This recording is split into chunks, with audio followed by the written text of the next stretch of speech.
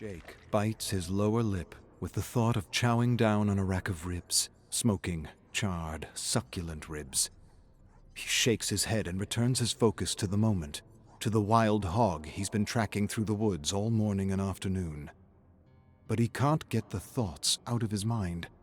He's never had such a hard time keeping his focus.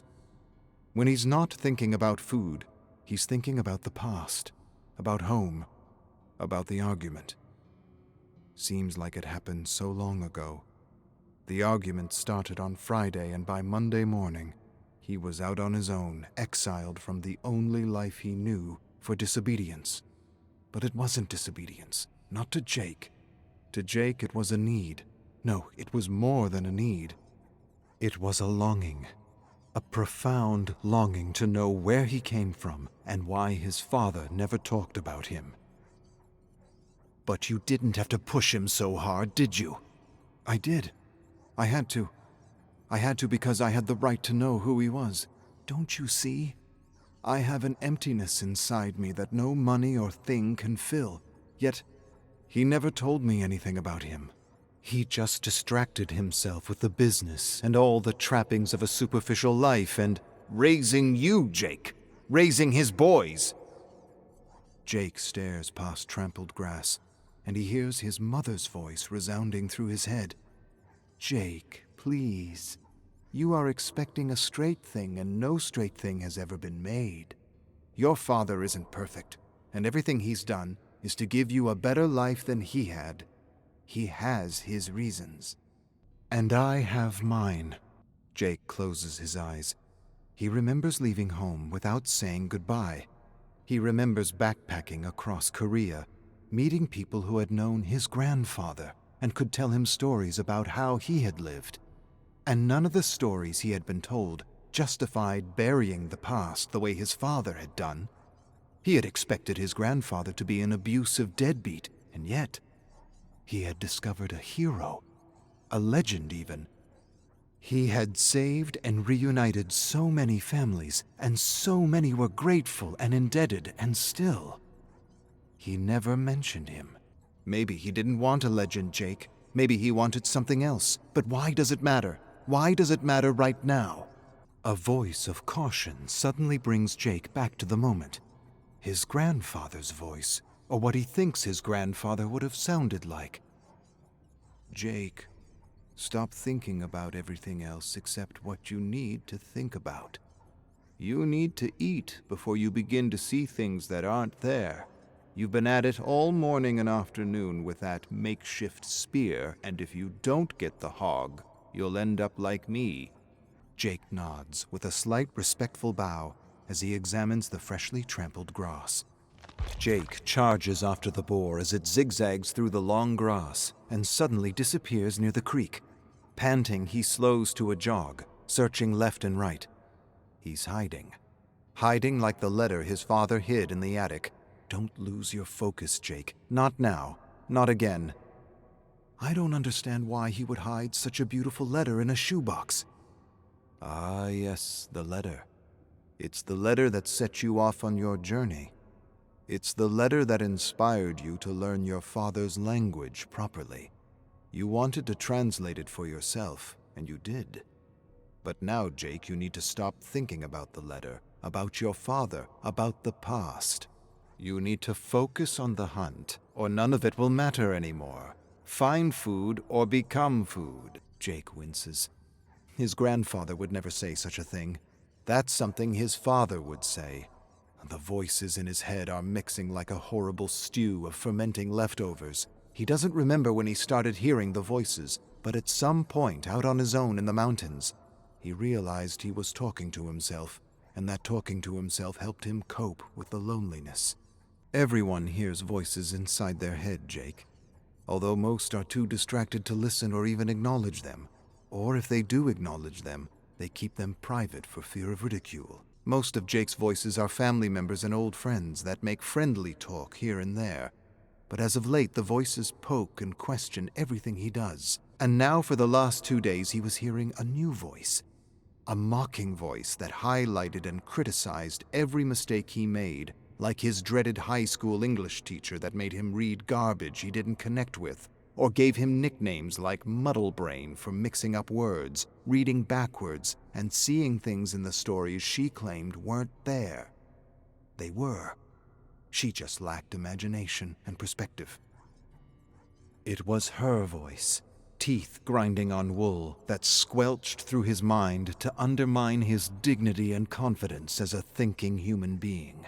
Jake was convinced his teacher had existed solely to prevent those with other ideas and perspectives from ever pursuing a literary career. His father didn't care about his issue with his English teacher, or with teachers in general. It didn't matter. Stories didn't matter. Just tell the teacher what she wants to hear. Think of her as your boss, and think of grades as money. Parrot her ideas and opinions, and you'll be rewarded with lots of money, maybe even a bonus or a promotion. Easy enough advice to follow. And yet his father's advice did nothing to improve his sense of otherness in relation to the stories and curriculum he was subjected to on an almost daily basis. He still felt like an outsider for lacking interest in the literature and history he was expected to read and memorize as truths undeniable. Seemed like there was a big chunk of perspective missing from the overall narrative being poured into him like concrete that made him feel like he didn't belong. What does it matter now? It doesn't. Leave the past in the past and focus on what needs to get done. I'm trying. Listen here, big brother. The sun's coming down. You're having conversations with yourself, and your cells are about to cannibalize one another. Find your focus. Jake sits on a stone and watches a hawk circle against the golden dusk. He sighs and feels his stomach twist. He needs something, anything, and he regrets not taking the free granola bars from the clerk at the hunting store. He still doesn't understand what he was trying to prove, and to whom he was trying to prove it to. I guess I want to see if I could be like him. You've brought trail mix and other snacks before. What's so special this time? Jake draws a deep, anxious breath. I don't know. The hawk sails through the darkening sky, then swoops and quickly disappears near the stream. Jake stares after it for a long moment, then decides. He grabs his spear, staggers to his feet, and stealthily makes his way toward the shimmering water. By a fallen tree, he sees the hawk picking at feathers and bones. He inches closer, lifts his spear, and launches it. The spear hits the ground and the hawk rockets to the sky, leaving scraps behind. Scraps. Scraps will do. For now. Jake kneels by a sticky clump of flesh and feathers. He smells the pungent odor of heart-pounding red. He touches the sticky innards and the plucked skin and the bones. Bones as white as the hog's grin. Jake sighs his frustration and shakes his head. He doesn't know if hogs display any kind of emotion, but if they can, this hog is definitely smiling. No, not smiling. Laughing. What kind of bird is this anyway? Doesn't matter. Jake pulls out matches and cooks the guts, preparing a kind of bird pudding. You brought matches but no granola bars? I don't know what I was thinking. You're not him, Jake.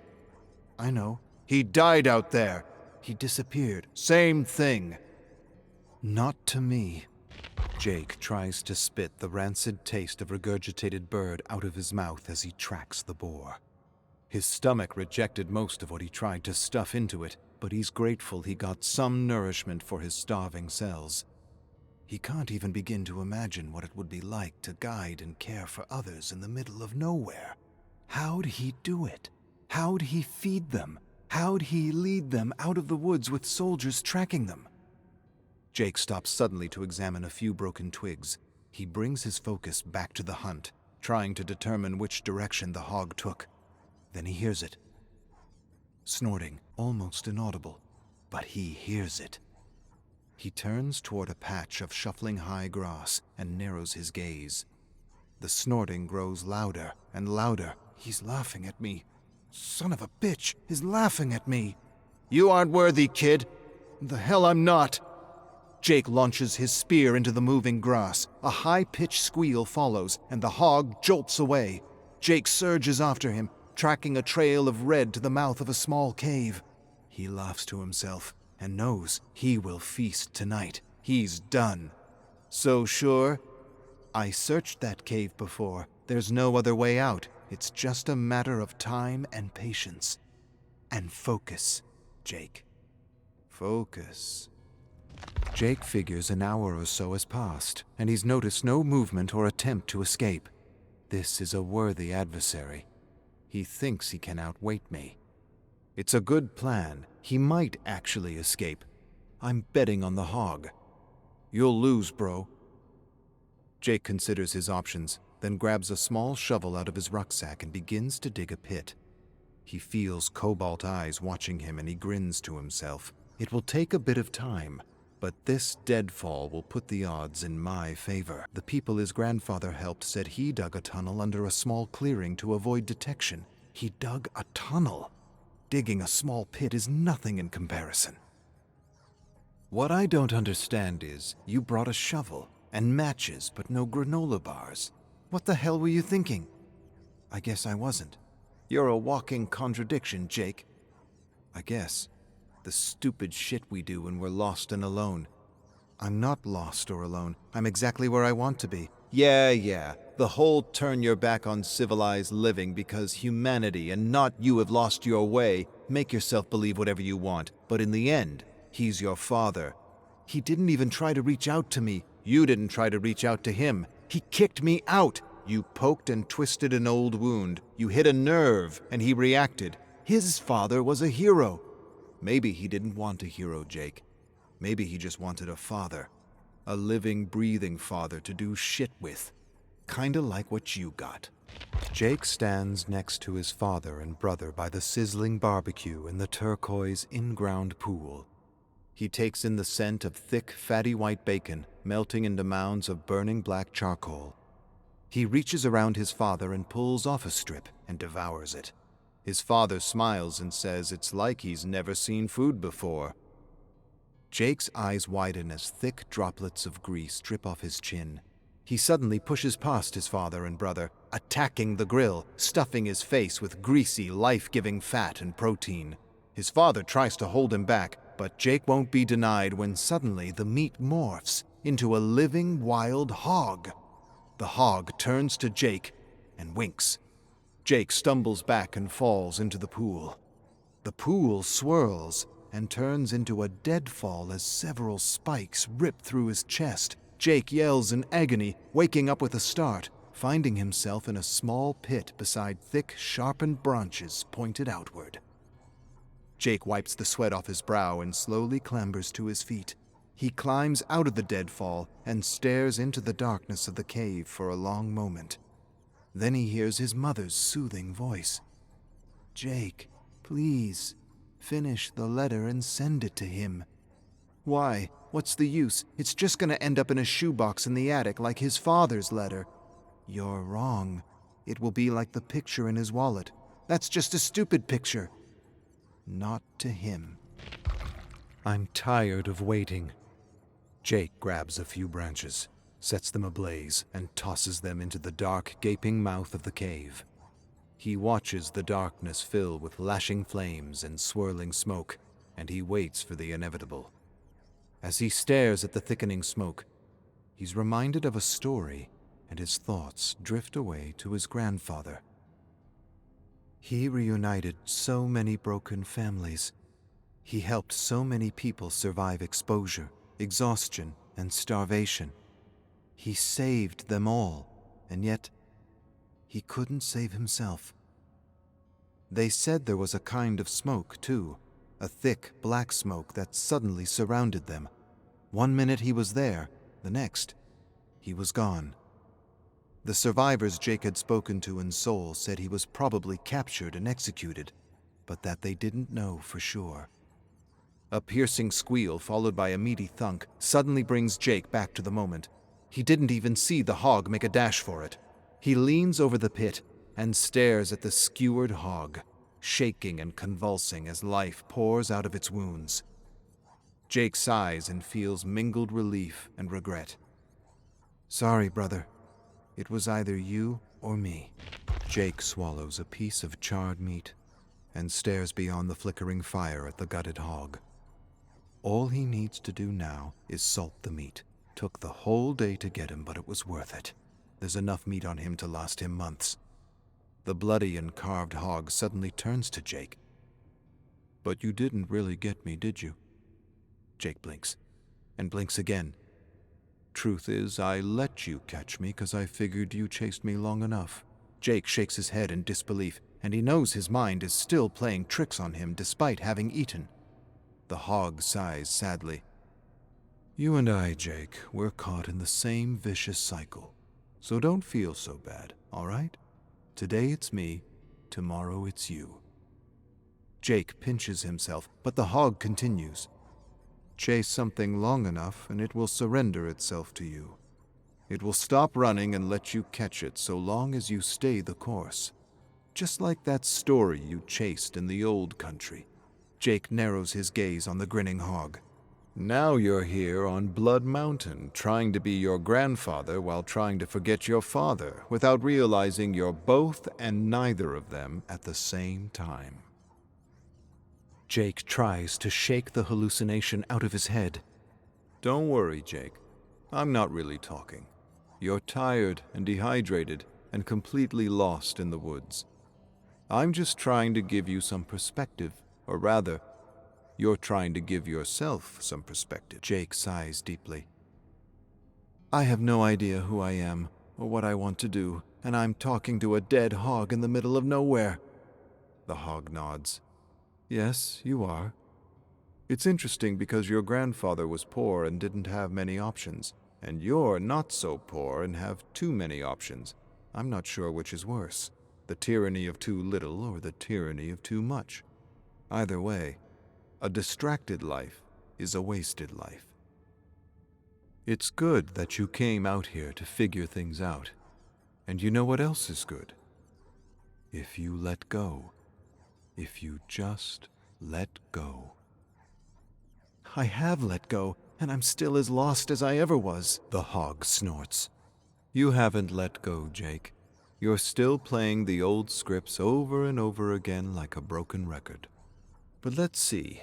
You like chasing stories, especially the hidden ones. You talk to yourself constantly, and you like being alone. Maybe you're a writer, Jake. Or maybe you're a historian." Jake laughs out loud. "Are you kidding me? I hate history, and I failed every English class in high school because I thought the rules were stupid and the teachers were boring. You and every other writer that actually made a dent.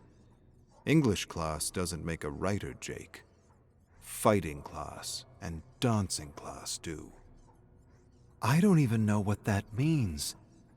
"It means you need guts and style, not grades and diplomas. It means you need courage and not the validation of some coward that doesn't know what it's like to lead someone on a dance floor or step into a ring. It means your country needs a lot more stories like yours, because let's face it, Jake, if your story isn't in the main narrative, if you're just a footnote in a history book, you may as well not exist. You're not your grandfather, Jake. You're not your father either. And every generation has its challenge: oppression, war, separation. Maybe the challenge of your generation is representation. You gotta get your stories out there, whether you're a writer, historian, filmmaker, or producer.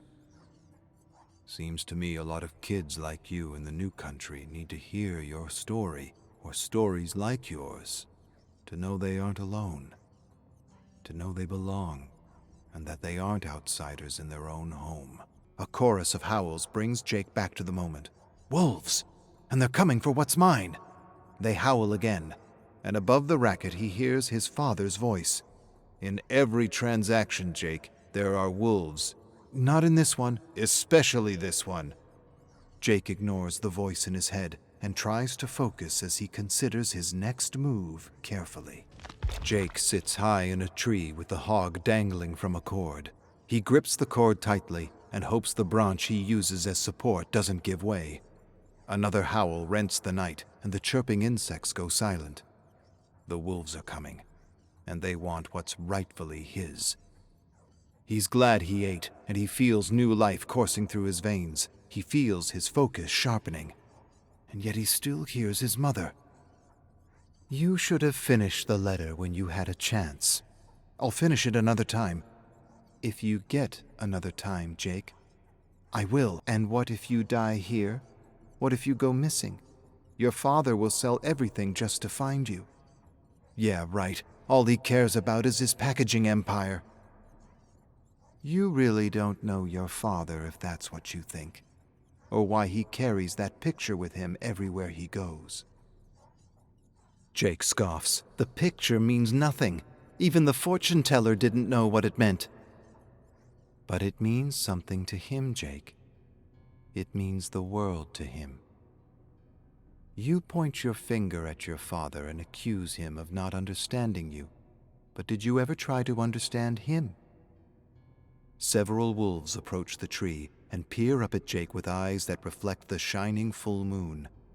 Jake tries to silence the voice and rein his focus on the threat at hand, but the voice of family, refuses to be silenced. Let me tell you something about your father, Jake. If he could give all his money away for just one chance to meet his father, he would. And if you disappear because you were too pig-headed to let go, he'd drop everything just to find you. We all would. Let go, Jake, and the wolves will disappear. Wolves growl and lunge and rip pieces of flesh off the dangling carcass. Jake holds the cord tightly with one hand as he uses the other hand to attack the wolves with a branch. He's exhausted and doesn't know what to do. He feels like a tick, beaten and battered by the rain, broken, beaten, defeated, not by the hunt or the wolves, but the thoughts and emotions swarming in his head like a hive of anxious bees. The wolves circle the tree with cackles and growls that seem like laughter in the night. How the hell did I end up here? Up a tree fighting wolves in the middle of nowhere? And how the hell am I gonna get down? He hears his brother's voice break through the din below. The stupid shit we do when we're lost and alone, right, bro? Jake swallows a growing lump in his throat and admits the truth for the first time in years. You've always seen right through me, little bro. God, I miss you, but you're right.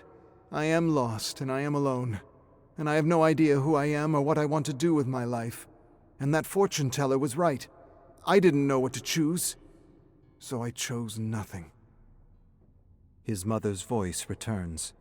No, Jake, he was wrong. You did choose something.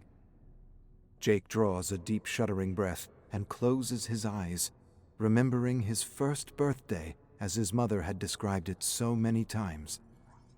He's dressed in his first red and blue hanbok, sitting on a white blanket with all kinds of objects spread before him. Pens, rice, paint, ink, brushes, money. His aunts, uncles, and cousins encourage him to choose something with exaggerated baby talk. The fortune teller asks everyone to be quiet and says the object Jake picks first will be the driving motivation of his life. The birthday boy drags himself toward the objects, drags himself past the pen, past the rice and the cake, past the ink and the brushes. Nothing seems to interest him. But then, he spots something. His eyes go wide with excitement, and he charges toward the money. Yells, screams, more baby talk to encourage him to take the money. But Jake doesn't take the money. He doesn't even look at it. He surprises everyone by charging past the money with perfect focus, and he only stops when he reaches a man kneeling in prayer. 1-year-old Jake looks up at his father, smiles, and grabs his finger. His father smiles back at him, and his mother takes a picture. The picture. Jake opens his eyes, and now he hears his mother's voice above the snapping and snarling wolves. The fortune teller didn't really know what to tell us. He said we didn't arrange the objects properly. He said you chose nothing. But I think we both know he was wrong. I don't understand. It's been years, Jake. Finish the letter. Teach him about his father, and come back home. I wouldn't know what to write, what to say. You'll figure it out. Just remember that he respects what you did, because in the end he knows you chose family. You always did, and you always will. That's why I know you'll do what needs to be done. Come back. Help him complete his story. The imaginary words strike Jake's heart like lightning. His eyes widen with sudden understanding, and for the first time in his life, he wonders. He wonders what it would have been like to grow up without a father. To miss all the things his father gave him.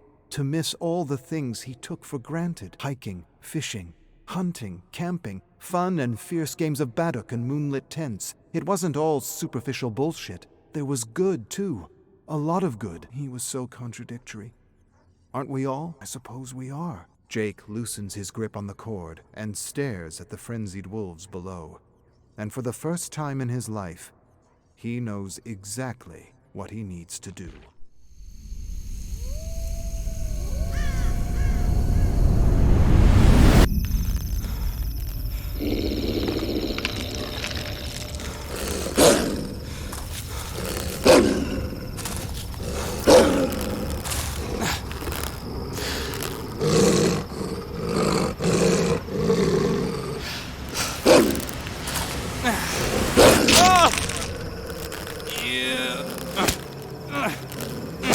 Yeah.